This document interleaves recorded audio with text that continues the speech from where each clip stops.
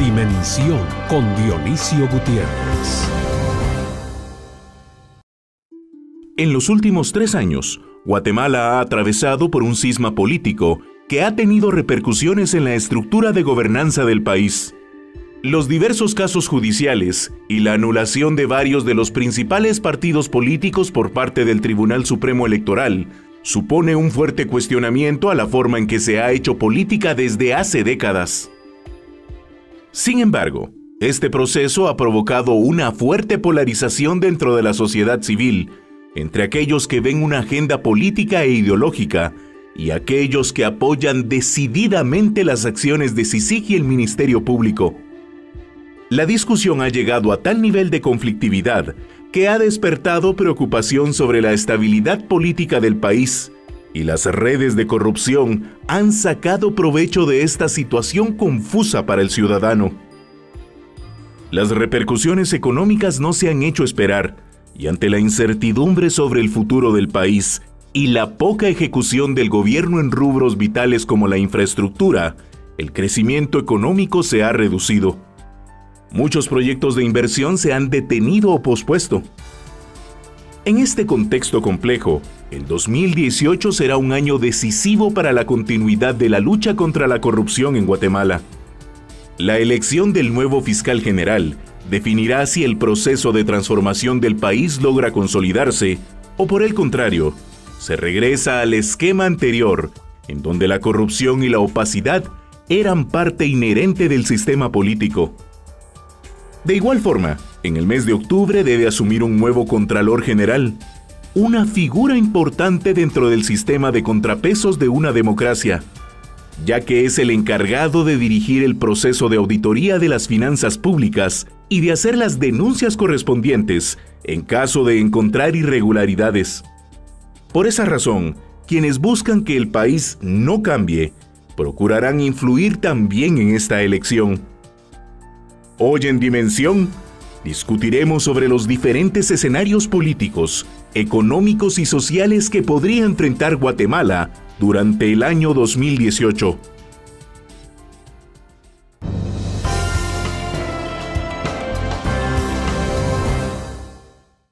Arrancamos el año 2018 y hoy queremos hablar, discutir sobre qué proyecciones sociales, económicas y políticas podemos hacer para el país durante este año. Y para ello contamos con la participación de el licenciado Roberto Ardón, director ejecutivo de CACIF, el licenciado Raúl Bolaños, analista político, la licenciada Claudia Villagrán, catedrática universitaria, y la licenciada Dina Fernández, periodista y presidenta del Consejo Editorial de Soy 502. Muchas gracias por estar en este primer programa del año de Dimensión.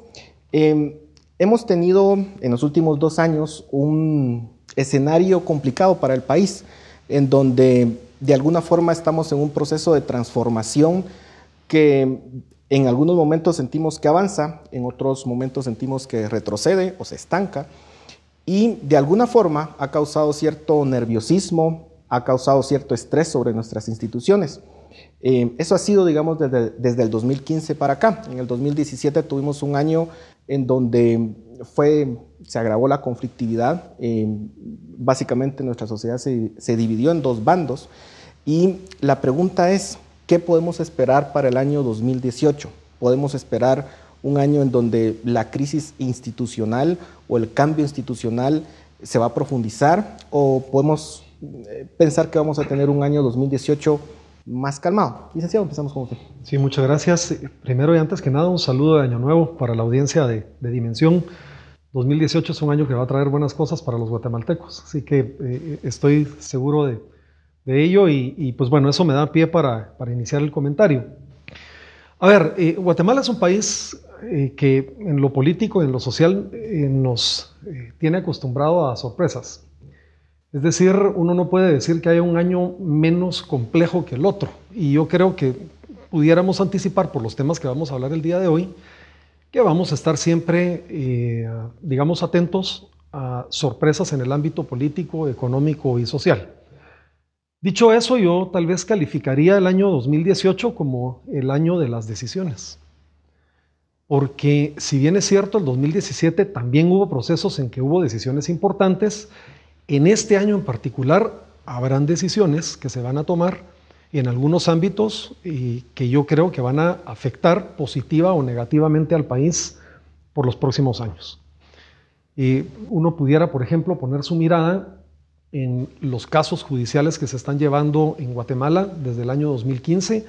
Casi pudiera uno anticipar que casos importantes van a entrar en fase de resolución en el 2018 con sus distintas velocidades, pero ahí, digamos, vamos a tener la posibilidad de ver los resultados de algunas de las acciones que se están planteando ahí. Hay también, por ejemplo, año de decisiones en la parte política. Varias instituciones del Estado están cambiando o están en procesos de elección de sus funcionarios responsables.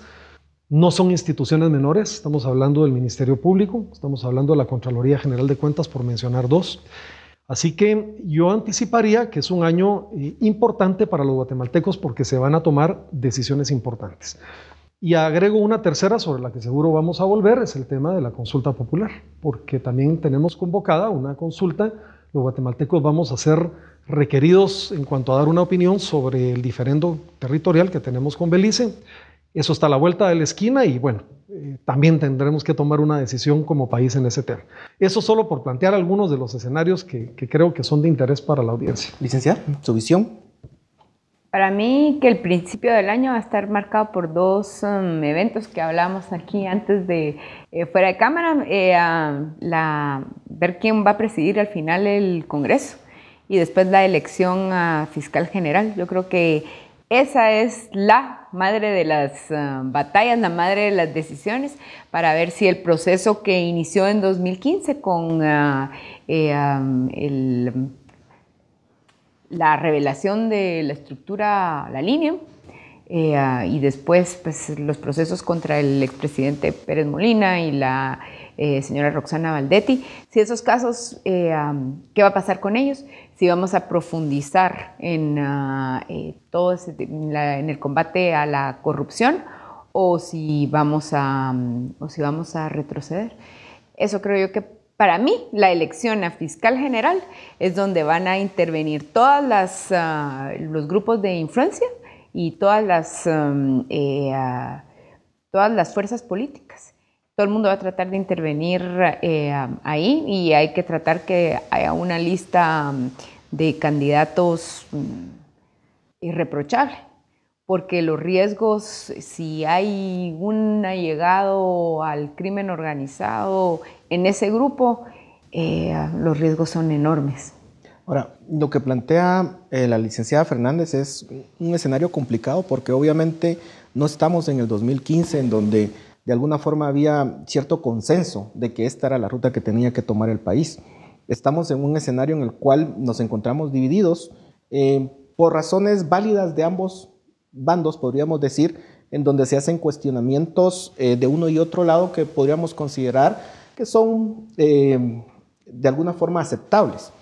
¿Cómo plantear esta batalla, que es como la define la licenciada Fernández, para la sociedad en ese contexto de polarización que hemos visto en los últimos meses, licenciada?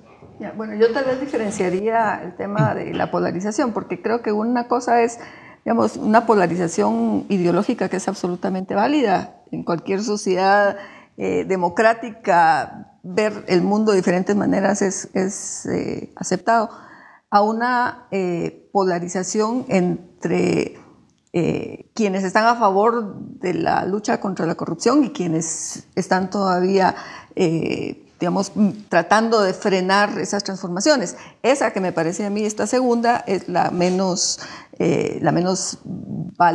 valiosa para la construcción de un país. La más peligrosa. Y es la más peligrosa, evidentemente. Y creo que, tal como lo decía la licenciada Fernández, esta segunda es la que puede poner en riesgo procesos transformativos como los de la elección del Ministerio Público. Creo que no solo vamos a ver, digamos, una lucha ideológico-política, sino vamos a ver también una lucha entre estos todavía resabios, digamos, de quienes no desean que este país se transforme o camine por una ruta por la transparencia y quienes efectivamente van a estar a favor de eso. Y ahí es donde vamos a empezar a ver estos candidatos con dudosas reputaciones, con antecedentes muy probablemente vinculados a algún tipo de red de corrupción, y eso es lo que en realidad pone en peligro estas transformaciones que se han estado empujando desde el 2015. Entonces creo que la polarización ideológico-política sigue siendo un proceso válido a nivel democrático, pero esta otra, ¿verdad? Más oscura, más de defensa de intereses no siempre muy claros, esa es a la que le deberíamos de poner mucho ojo como ciudadanos. Ahora, el problema que se plantea en este escenario es de que la lucha contra la corrupción o el querer detener este proceso se mezcla precisamente con cuestionamientos válidos que se puedan dar dentro de este proceso.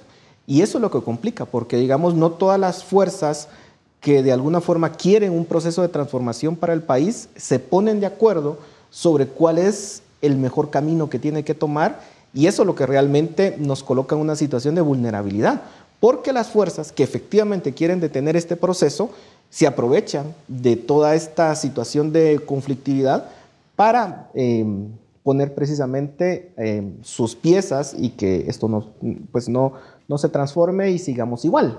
Licenciado.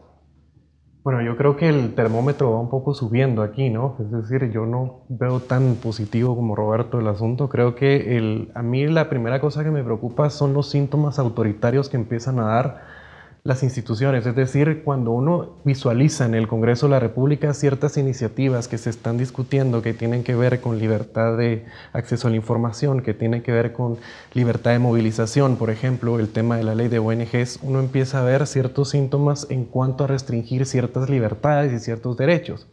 Cuando uno ve, digamos, sociedades donde el autoritarismo se hace mucho más latente, empieza a ver, por ejemplo, que partidos políticos dentro del Congreso que son minoritarios son los que han llevado y han determinado la agenda.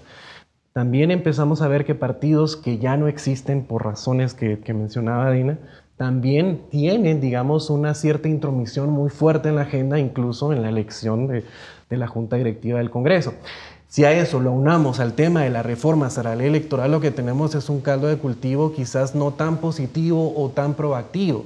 Es decir, que lo que podemos presagiar para un escenario electoral es que la sociedad civil se va a tener que unir de tal forma que va a tener que presentar una alternativa quizás única para poder ganar unas elecciones, y entonces esto le resta competitividad y representación a los procesos. Entonces, lo que debió haber sido el 2015, que lograra una apertura en torno a una movilización que permitiera una circulación de élites, no se ha visto. Entonces yo creo que lo que hay que empezar a darnos cuenta es que necesitamos compromisos de nuevas élites políticas y las económicas en torno a construir esta transición que habíamos iniciado en el 2015. Es decir, si realmente queremos cambios, no deberíamos de quedarnos solo en la elección de fiscal, sino realmente propiciar o ver que la reforma a la ley electoral permita por lo menos que es cierto sector que hoy ocupa el Congreso de la República se limpie, no totalmente, pero al menos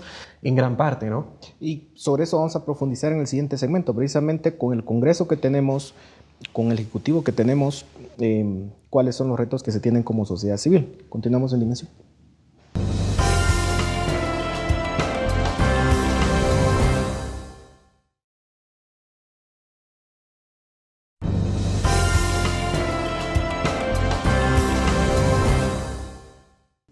Seguimos en Dimensión hablando sobre lo que podemos esperar para este 2018 para Guatemala.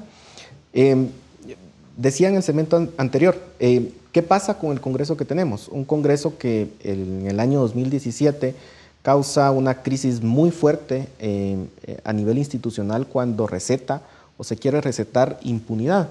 Y claramente eso envía un mensaje de que desde el Congreso no se quiere realmente un proceso de transformación para el país, pero son parte de toda esta elección que se va a realizar, y obviamente también desde el Ejecutivo no se han enviado las mejores señales. ¿Cómo se plantea ese escenario con estas condiciones? Abro la mesa para quien quiera Yo tal vez hago un par de comentarios y regreso un poco sobre el tema de la elección del Ministerio Público para hacer un comentario muy sencillo. Creo que el reto que tenemos los guatemaltecos es que en los próximos meses que va a tomar lugar este proceso, evitemos que se presente como que esto fuera un partido de fútbol. Es decir, como que aquí hay cremas y rojos, o hay Real Madrid y Barcelona, porque si se presenta un proceso así, cualquiera querrá ponerse la camiseta del bueno y ponerle la camiseta del malo al otro. Yo lo que creo es que ese proceso lo tenemos que enfocar para que lleguen los mejores perfiles de los profesionales que aspiren y que ellos puedan presentar dentro del proceso su mejor plan de trabajo para garantizar que los avances que se han hecho en las instituciones de justicia no se vayan para atrás. Entonces creo que eso es muy importante, cambiar ese enfoque, porque si no, lo que vamos a ver es una repetición de esos procesos donde hay siempre buenos y malos y donde siempre uno quiere ponerse la medalla del bueno y ponerle la etiqueta del malo al otro. Ese es un comentario.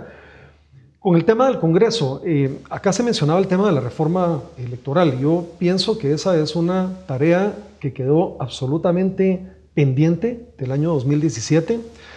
Si algo hay, digamos, en el sustrato social de demanda, es que haya una reforma política que por primera vez tenga un enfoque ciudadano. Las reformas políticas en este país se han hecho desde un enfoque estrictamente de la clase política. ¿Y qué significa hacer una reforma con enfoque ciudadano? Bueno, dos temas muy importantes: cómo mejoramos la participación y cómo mejoramos la representación. Y el problema que hemos tenido aquí es que la sociedad civil, que usted mencionaba en el primer segmento, no ha podido enfocarse en lograr que se produzcan cambios en estos dos temas, sino que se ha tenido una tarea muy dispersa de llevar propuestas de distintos espacios que al final terminan siendo inviables o impresentables. Lo que sucedió en noviembre del año pasado, el año 2017, es que el Congreso se vio frente a una propuesta que le llegaba del Tribunal Supremo Electoral con una enorme cantidad de ingredientes que probablemente no tenían coherencia en sí, demandas que llegaron de la sociedad civil, de distintos actores, y pues simplemente esa es la perfecta excusa para decir mejor no se haga nada. Entonces yo lo que planteo aquí es que el gran reto que tiene la sociedad, y en esto el tiempo va corriendo en contra, eso hay que decirlo y estoy de acuerdo, es que esta reforma política tenga ese enfoque y que pueda todavía aplicar para efectos del proceso electoral que viene en camino. Yo lo veo difícil, veo que las fuerzas políticas no han dado esa sensación. Lo que han hecho es un poco volver de nuevo a escudarse en una reforma que tiene un enfoque completamente dirigido a la clase política actual y no necesariamente a un enfoque ciudadano. Pero hay que guardar, digamos, la expectativa de que podamos todavía como sociedad, y en eso creo que si llegamos a un acuerdo, organizaciones sociales en este país, podemos lograr todavía producir algunos cambios en el marco político del país. Esa creo yo es una tarea muy importante que tiene la sociedad en los próximos 2 meses. ¿Necesidad? Yo creo que es inevitable, por lo menos desde mi perspectiva, que vayamos a tener una elección de buenos, en esa dicotomía supuesta de buenos y malos, en el caso del Ministerio Público. ¿Por qué? Porque creo que esas fuerzas ya están en movimiento desde hace rato. Creo que no es un tema que vamos a esperar a que haya una convocatoria para luego definir. La comisión postuladora es la que juega un papel fundamental en qué tipo de candidatos vayan a salir de ahí. Y acordémonos que esa comisión postuladora tiene muchos orígenes muy distintos. Por ejemplo, todos los decanos de las facultades de Derecho de las universidades en Guatemala, que ahí no podemos decir que haya necesariamente un consenso entre todos los decanos o todas las universidades respecto a quién va a ser o qué perfil de candidatura es la mejor. Hemos visto en términos de comisiones postuladoras a través de la historia en Guatemala cosas bastante cuestionables en cuanto a su funcionamiento. Y aquí hay, digamos, muchas alianzas que se hacen con mucho tiempo de anticipación en función de llevar candidatos a esto. Entonces, a mí me parece que el papel de sociedad civil puede ser, y por supuesto de medios de comunicación, puede ser muy determinante en función de poner en evidencia, no solo en cuestionamiento, sino presentar evidencia respecto a quién sí puede o no puede optar a un cargo como este, empezar a preparar una vez sepamos quiénes podrían ser los candidatos, efectivamente evidencia suficiente para descalificar o para no descalificar, para decirlo de otra manera, a ciertas personas que puedan postularse, pero creo que fundamentalmente hay una responsabilidad muy seria que tiene que tomar el Congreso, y es ahí en donde yo veo la gran debilidad dentro del proceso. Para mí, yo estoy de acuerdo con lo que usted dice. Yo creo que los medios tenemos una responsabilidad fuerte porque hemos visto por los antecedentes que se proponen asuntos descabellados. O sea, de verdad descabellados y descarados a favor de las fuerzas más oscuras del país, y eso va a haber que evidenciarlo. Y después mostrar que el bochorno más grande del año pasado lo protagonizaron más de 105 diputados en el Congreso que quisieron promover unos decretos absolutos de impunidad. Y esas personas son las que siguen en el Congreso. En el Congreso no pasó nada, que a mí me parece aberrante. Me parece aberrante que, habiendo hecho esos 2 decretos que buscaban excarcelar 2/3 del Código Penal y recetarse impunidad a ellos y a sus padrinos, esos diputados no les ha pasado nada. Ahí están como que sin nada. Y si ellos estuvieron unas cuantas horas encerrados en el Congreso y nada más. Sí, nada, o sea, le salió barato, hicieron un sumamarracho ahí para quitarle de validez a los decretos que ya estaban aprobados, un precedente que va a haber que corregir después en la ley, porque lo que dejaron ahí, pues fue un chapuz para salir del proceso y que no los quemaran, porque creo yo que a eso podría haber llegado, pero o sea, modificaron el procedimiento de aprobación de leyes de una manera que, o sea, es infuncional y que es peligroso para la democracia. O sea, ahora todo va a tener una instancia de revisión. La verdad es que eso lo van a tener que quitar. Pero esos diputados, que en manos de ellos esté esa reforma política que debe airear el sistema, para que no quede completamente cooptado por el crimen organizado el organismo legislativo. Es muy serio. Yo siento que estamos como en un callejón sin salida, y no sé qué tanto deben y pueden hacer las élites, las clases medias, o sea, todos, para impedir que las mafias reinen. Porque eso es lo que va a pasar. Al final lo que tenemos es que las personas que hoy tienen el sartén por el mango, como usualmente se dice, son precisamente personas que están muy cuestionadas, como ya se mencionó. Y pareciera que no reaccionan en tanto no ven una manifestación explícita de la ciudadanía. ¿Qué podemos esperar en ese escenario? Comparativamente, cuando uno ve los procesos de transición de cualquier sociedad, sea europea, sea de América Latina, ve que cuando hay una crisis de terminación de mandato debe existir reformas institucionales. En un país donde sucede lo que pasó en el 2015 sin reformas políticas, es imposible sobrevivir y subsistir. Es decir, que el estrés al cual se somete el sistema parece que es la condición reiterativa, y no puedes estar en un ambiente de inestabilidad porque entonces no camina la economía. La actividad política es de suma confrontación y se suele restringir las libertades. Pero, ¿qué creo yo que es lo grave de este asunto? Uno lo que ve es que el Congreso, por ejemplo, el tema de la improvisación política. Lo ves en el tema de la elección de junta directiva, estuvo supeditado a la aprobación del presupuesto. El presupuesto no se aprueba, hoy tienen que reajustarse todos los techos presupuestarios. Luego, el tema de la consulta de Belice. Si el Congreso lo hubiera enviado antes, quizás podríamos tener un margen de información. Hoy la sociedad parece que no está enterada de lo que va a suceder o de lo que se juega en eso. E incluso ve los 300 millones que va a costar la consulta como un costo demasiado elevado para un país en el cual la decisión es sumamente importante, pero eso no se ve. Y a mí lo que, digamos, me genera sumamente temor es que van a estar casi paralelas la elección de fiscal y la elección de la consulta popular. Entonces, cuando tú ves cómo se ha manejado el tema de Belice históricamente por ciertos gobiernos, ves cómo la manipulación política se puede trasladar para un escenario en el cual distraemos con el tema de Belice mientras en el tema de comisiones de postulación empezamos a forjar otro tipo de alianzas de otro corte. Entonces, ¿qué es lo que le sucede al Congreso? Lo que está diciendo usted es que los tiempos en el cual se pusieron no fueron casualidad. Exactamente, o sea, y cuando tú ves, el Congreso ha tenido confrontación con todos los órganos de control, Ministerio Público, Procuraduría de los Derechos Humanos, Contraloría General de Cuentas e incluso con la Corte de Constitucionalidad, y eso solo lo ves en rasgos autoritarios. Vamos a continuar con este tema en el siguiente segmento. Continuamos en Dimensión.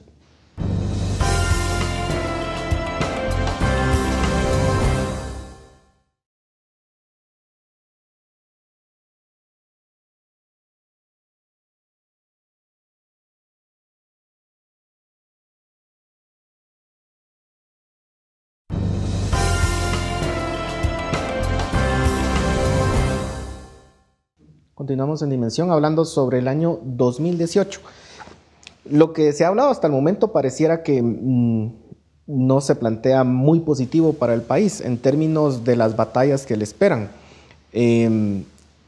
Realmente, si uno pudiera imaginarse que finalmente el crimen organizado y todas estas fuerzas oscuras logran colocar a alguien afín a ellos como fiscal y quieren detener todo este proceso, ¿cuál es el escenario que se plantea para el país?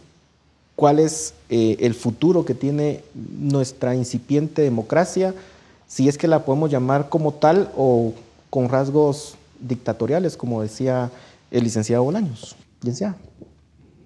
Si el crimen organizado se termina de entronizar, vamos a terminar siendo más un narcoestado completamente declarado.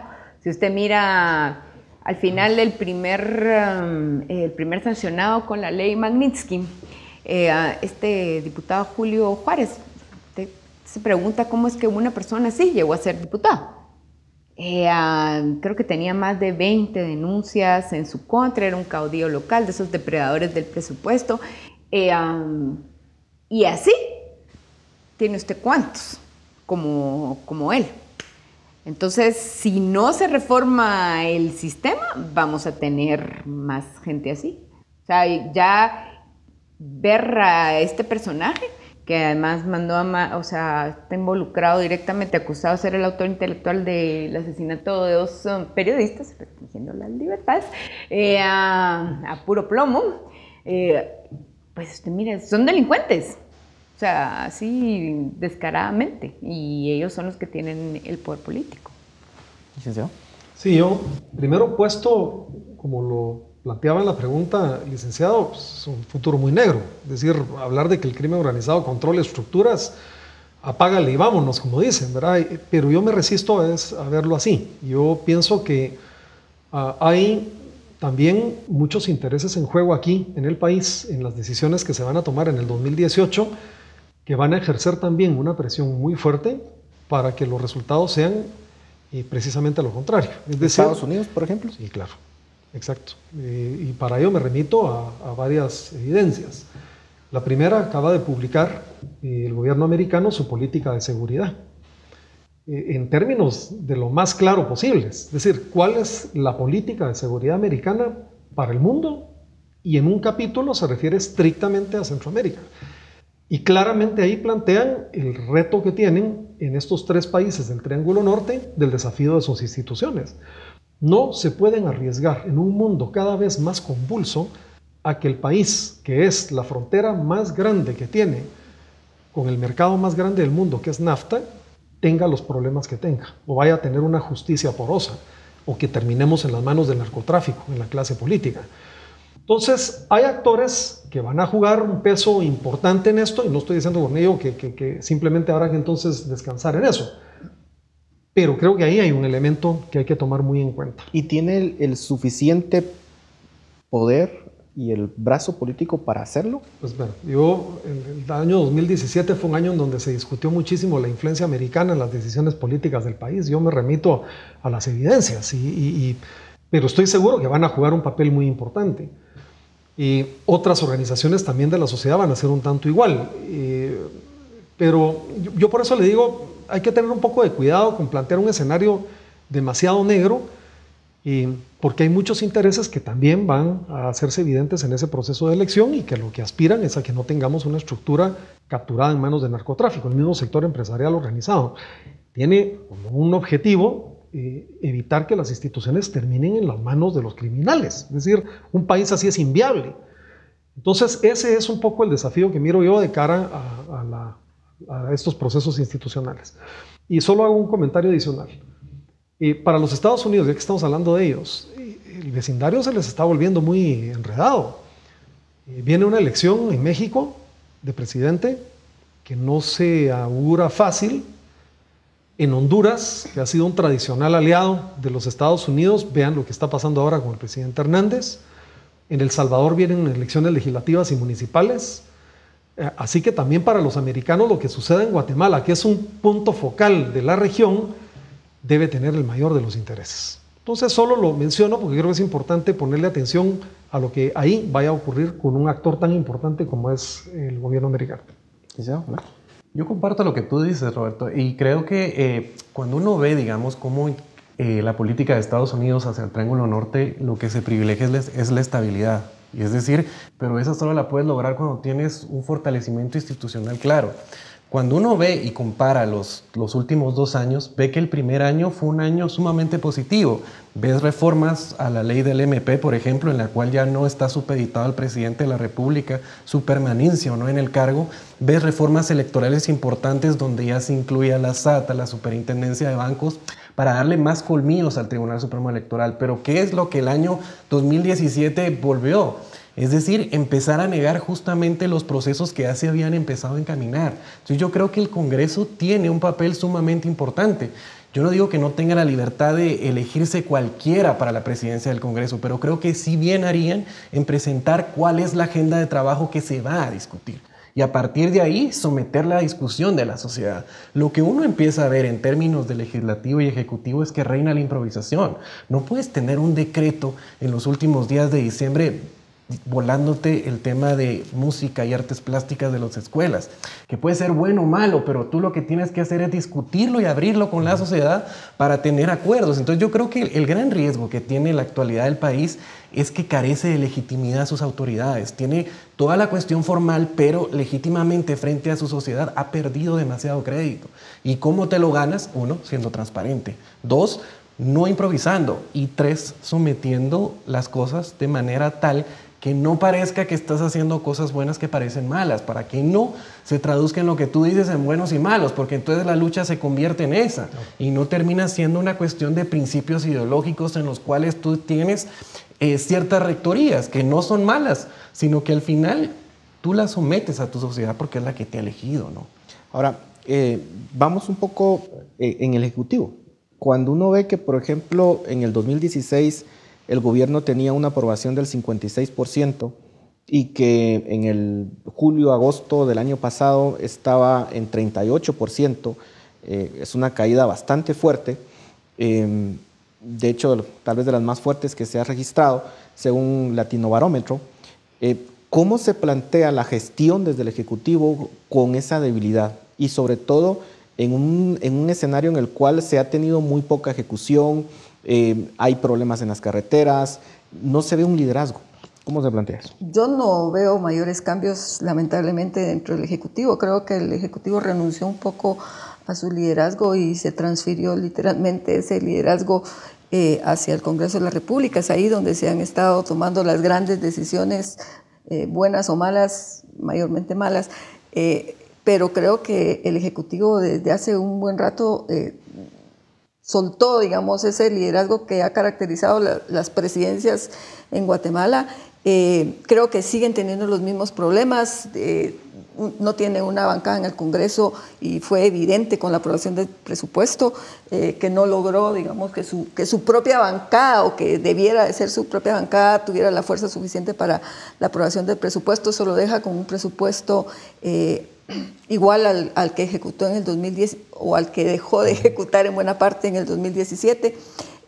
No vemos un tema propio del Ejecutivo, es decir, si vemos los gobiernos anteriores, había una agenda, programas sociales, seguridad, no sé, pero había por lo menos un tema que adoptó el Ejecutivo. En este gobierno no hemos visto eso, no sabemos exactamente hacia dónde quiere caminar y está muy tarde la presidencia. Para retomar. Es muy tarde, estamos entrando a un año preelectoral, eso pone otro tipo de presiones en la ejecución gubernamental. Entonces yo no veo mayores cambios y más bien creo que vamos a ver un poco más de lo mismo. Eso sí, con muchas más presiones desde el lado político, desde el lado de sociedad civil, precisamente porque hay una carencia de ejecución que empieza a presionar fuertemente a la población. Tenemos, yo creo que vamos a ver temas, por ejemplo, de hambre, porque hubo mucha pérdida de cosechas en el invierno. Creo que vamos a ver probablemente más problemas en el área, en invasiones de tierras por presión poblacional o por presión precisamente de hambre. Entonces creo que ahí es donde nos está faltando muchísimo más liderazgo y no creo que vayamos a ver muchos cambios en este. Se nos terminó el tiempo en este segmento. Continuamos en Dimensión y empezamos con usted. Seguimos en Dimensión.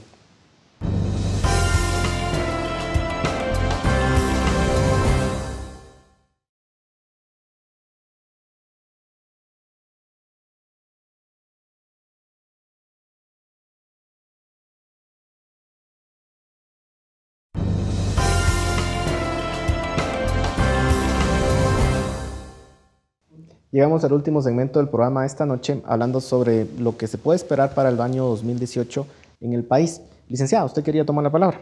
Sí, bueno, yo solo quería hacer un pequeño asterisco a lo que discutimos anteriormente, y es que el gobierno de los Estados Unidos, en quien esperaríamos que también jueguen un papel, sabemos que juegan un papel, se complica porque ellos tienen unas dificultades internas muy grandes. Hay un Departamento de Estado que está prácticamente paralizado, sin cuadros claves todavía que no se han designado desde que tomó posesión el señor Trump. Y eso dificulta y hace más lentas muchas decisiones. Entonces, yo creo que... Lo que usted dice es que no jugaría el papel que se pensaría que pudiera jugar a nivel local. Exactamente, o sea que lo que dice Roberto, lo que dice Raúl es muy cierto. O sea, para los Estados Unidos la importancia del Triángulo Norte es clave, es vital, pero están ellos en un problema institucional tan fuerte que...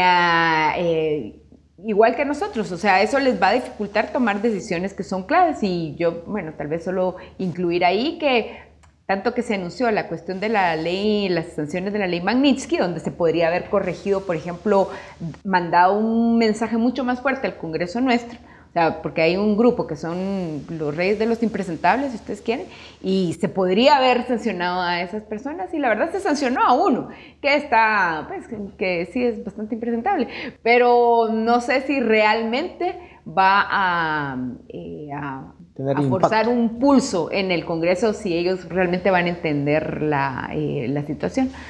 Eso por un lado. Y después, pues bueno, usted decía que habláramos de las redes sociales, eso es lo que le entendí. Yo sí espero que en los primeros meses esa confrontación que vimos en el año 2017, yo esperaría ver un poco de eso a principios de este año, sobre todo con la elección a fiscal general. Creo que vamos a ver un clima político crispado. Eso es, y yo solo le llamaría a los guatemaltecos a que lean lo que ven en redes sociales con ojos críticos, porque de hecho es un pendiente muy importante para la reforma política. O sea, las reformas que están planteadas en el marco de las elecciones anteriores, pues del mundo anterior a las redes, y se dejó, o sea, no hay ninguna regulación, ningún atisbo para las redes sociales. Los mismos en Estados Unidos ahorita hay un debate enorme acerca de el papel que jugó Rusia en las elecciones de 2016 a través de las redes sociales. El mismo debate existe en Francia, el mismo debate existe en Austria, y yo creo que nosotros deberíamos subirnos a ese debate, o sea, tratar de estar a la vanguardia y de prever qué puede pasar aquí, porque yo creo que, o sea, cuando se piensa que las elecciones se van a, el financiamiento a la propaganda electoral va a estar en los medios tradicionales, eso no es así. Claro, a nosotros se nos complica porque, digamos, la tecnología para tratar de alguna forma de regular eso es complicado, y también abrir la puerta a la regulación de las redes también puede ser peligroso para limitar, digamos, la libertad de expresión también en las redes. O sea, pero cualquiera de las dos cosas es complicado. No es imposible, porque igual también hay, digamos, hay patrocinio que se puede pagar a las redes sociales de contenidos.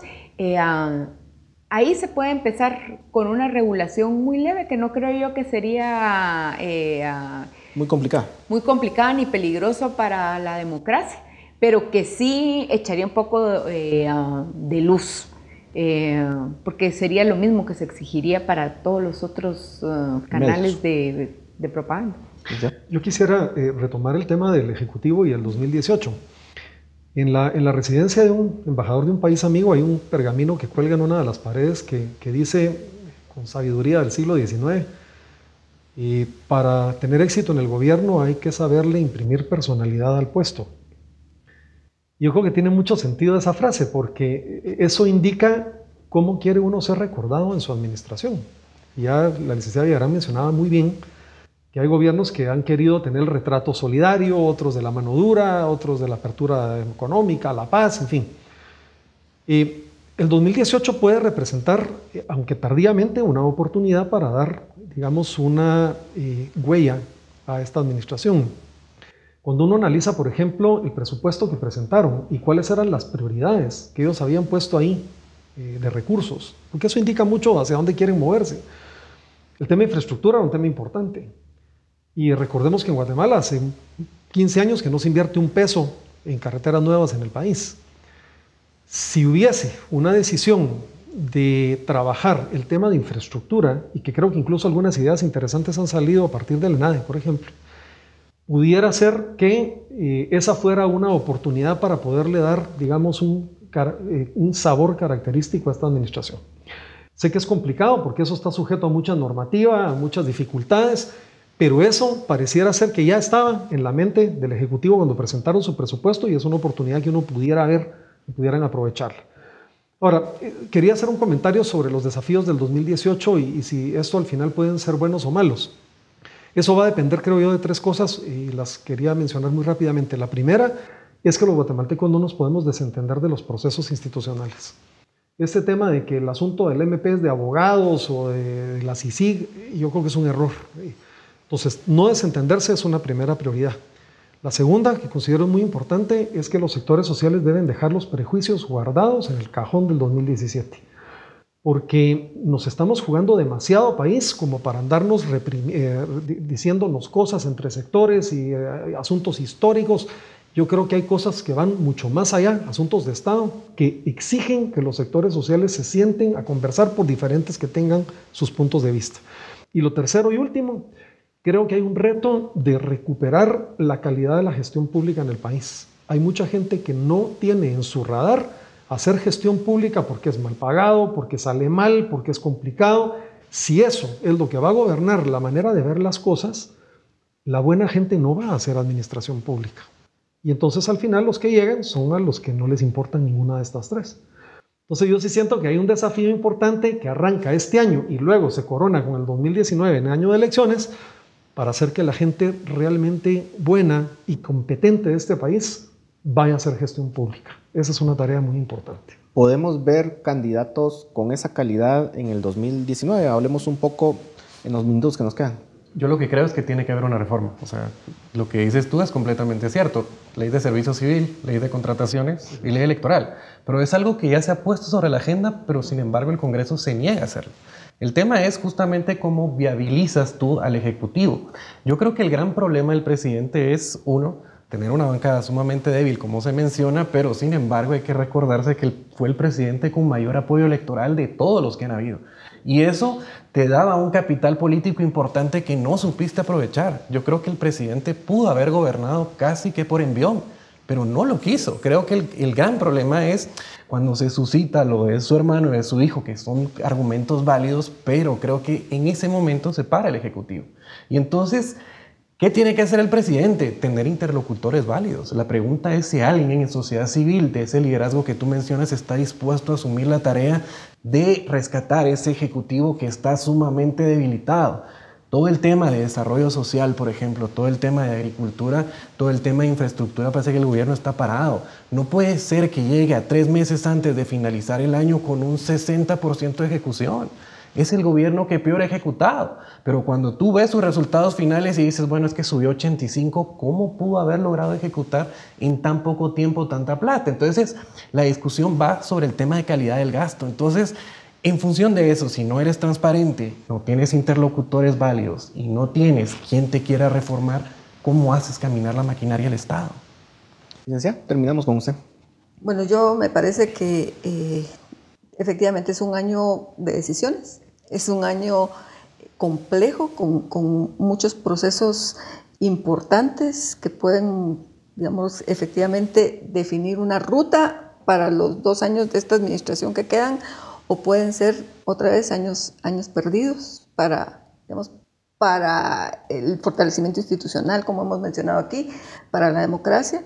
Si el Congreso no aprueba, digamos, leyes que gocen del apoyo ciudadano, que si efectivamente hay un interés que logre ganarle el pulso a la ciudadanía desde la parte más oscura de estos poderes que hemos estado discutiendo, vamos a tener efectivamente un año muy difícil, muy poco productivo y que fortalezca un país democrático. ¿Es una oportunidad? Sí, ¿verdad? Definitivamente hay muchas oportunidades abiertas y aquí es donde la debilidad es el liderazgo que asuma realmente y que pueda tomar control sobre esas oportunidades.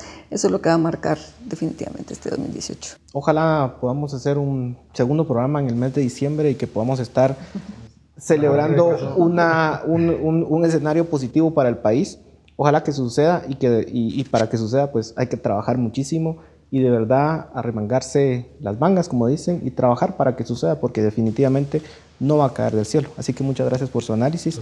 A ustedes muchas gracias por su atención. Les deseamos un feliz año 2018 y los dejamos ahora con Dimensión Redes.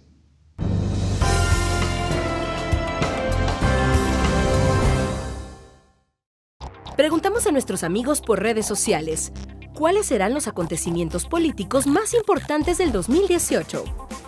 En Facebook, Carlos Antonio Villacorta comentó: Elección Fiscal General, un punto de referencia, rumbo que lleva Gobierno de Guatemala, presidida por Jimmy Morales. Laisa PM compartió su opinión en Twitter. La elección del nuevo fiscal general es uno de los eventos más importantes en el 2018. La lucha contra la corrupción depende de una buena decisión. Danilo Carías también respondió: la lucha contra las extorsiones, contra los invasores de fincas, contra quienes roban energía eléctrica, también depende de una buena decisión.